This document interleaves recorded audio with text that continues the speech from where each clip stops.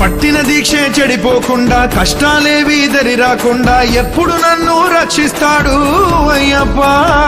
హరిహర సుతుని కన్నులగాంచి జన్మ సార్థకత పొందెద నేను. శబరినాథుని పదముల వాలి సద్గురునాథుని దయనొందుతా. పొన్నంబల వాసుని గుంది కన్న తల్లికి ఉండే మనసు చూసొస్తాను, కొండ ఎక్కొస్తాను. ఓ స్వామి కన్నే స్వామి ఎక్కడి దాకా శబరిమలకి రా స్వామి. కన్నే స్వామి ఎప్పుడు వెళ్తావు ఇప్పుడే స్వామి.